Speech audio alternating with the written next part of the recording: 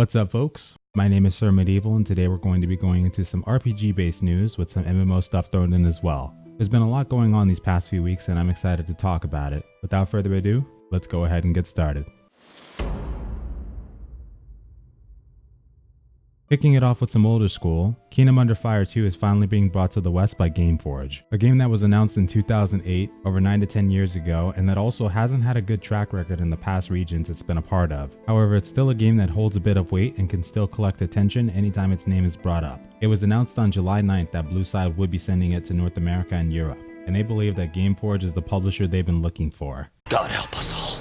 But who knows? Maybe in this version it won't be met with the same obstacles it was in other regions that made it unsuccessful. In these regions, newly released games like this tend to have little margin for error. It's like a scale, with features, graphics, content, and monetization model of the game on one side, with overall public outlook on the other. If it's tipped too far up to the left where these specific topics are bare bones, then the game could be doomed before it starts. Tip it too far to the right in a negative way, and a game with a lot of potential and attention from the gaming community could become a ghost town in the span of a few months. So it'll be interesting to see how this one works out when it's coming to our regions. I know personally that I definitely still play it. Anytime a game gives you the ability to switch between real-time strategy mode and third-person combat, like one of my more favorite old-school games called Wars and Warriors Joan of Arc, I am immediately down for that. If we only get a few weeks of enjoyment out of this one, I'm ready for the ride. Bring on Kingdom Under Fire 2.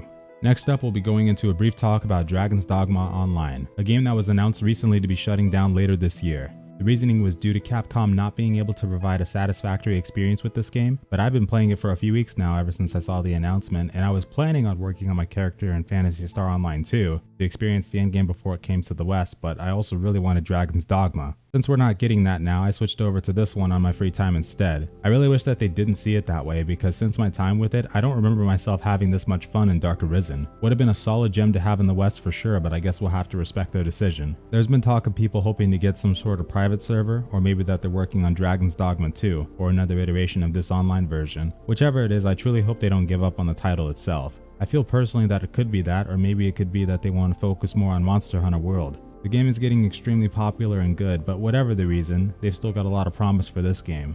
I hope they don't give up on it altogether.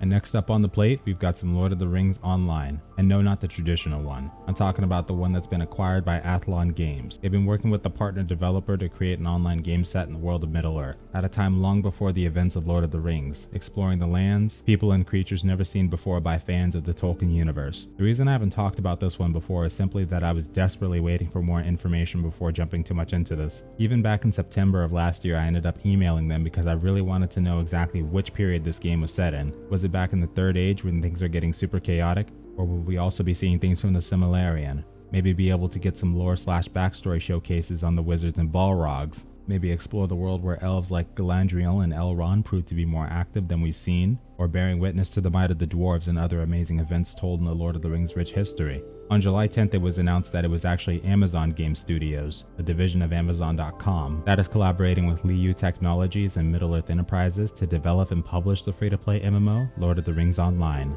No release date yet has been set, but this sparks a great deal of interest because you've got both the juggernaut of a title and a game studio backed by Amazon themselves. I think as far as good matchups go, this is pretty much as good as it gets. However, we haven't seen a lot from Amazon Game Studios yet, so although funding will likely not prove to be an issue, the game itself and how it will work still remains to be seen. I'm also still looking forward to the next alpha of New World. Very excited to see what comes next, alongside more information for this game. From the matchup we have and the fact that Athlon Games aka Liu Technologies being the parent company of Warframe, one can only hope that we may see a combat system similar to the wildly successful title. Could you imagine an MMO set in the Lord of the Rings universe with action combat? That sounds like something that would be amazing to me.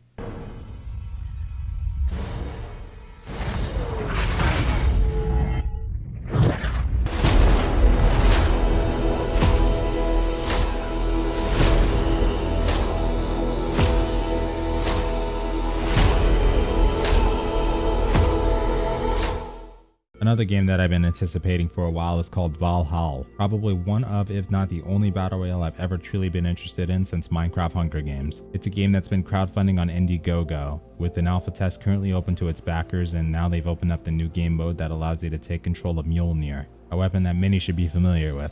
You also get rewards as an early backer, so if you're interested in checking this one out, be sure to do so before the Steam launch. The alpha goes live in-game on Tuesdays and Saturdays for US servers. 5 to 7 Eastern Time for Tuesday and 8 to 10 p.m. for Saturdays. For EU servers, it'll be Thursdays and Sundays, 1 to 3 p.m. Eastern Time on Thursday and 3 to 5 p.m. Eastern on Sundays. Have fun fighting for Valhall if you try out the new game mode. A little bit of space news this week from the upcoming game called Starbase, a game that's being developed and published by Frozen Byte Games, which also happens to be the developers of one of my favorite platformer games called Trine. This is a space-based MMO that focuses on building, designing spaceships and stations, exploration, resource gathering, crafting, trading, and combat. Alternatively, the game does also feature a sandbox mode where the players can explore the game alone or with selected friends in their own universe. Frozen Byte has been releasing a lot of feature videos for this game, and I highly recommend taking a look at it. It looks like a game that could easily be the next step in space survival simulators, and I can't wait to try it as well. I've always loved games like Empyrean, Galactic Survival, Pulsar Colony, Starpoint Gemini, the X series, EVE Online, and of course Space Engineers. And being able to experience a game like that on an MMO scale again sounds like something I would jump on in a heartbeat. And speaking of ones I would jump on, our last topic will have to cover Greedfall, an upcoming action RPG developed by Spiders and published by Focus Home Interactive. Engage in a core role-playing experience and forge the destiny of a new world seeping with magic and filled with riches, lost secrets, and fantastic creatures. We've been recently getting some new gameplay from this title, including E3 footage that showcases a little bit of exploration and combat. It's a game that will be available on all platforms and does feature open world exploration for us to enjoy. Set in the 17th century styled fantasy setting, an island of paradise is discovered by colonial forces from several distinct nations from fictional lands. With magic and monsters in the mix, our journey takes us on a path of allying with the native elves who inhabit the land, or any of the foreign nations competing to conquer and colonize the new lands. Coming to us on September 10th for $49.99. Be sure to check it out. And for now folks, that's all the details we have on recent and upcoming RPGs and some MMOs. We'll be talking about even more MMO related news tomorrow or on Tuesday. Thanks so much for joining me, and I hope you guys and gals have a good night or day. And farewell.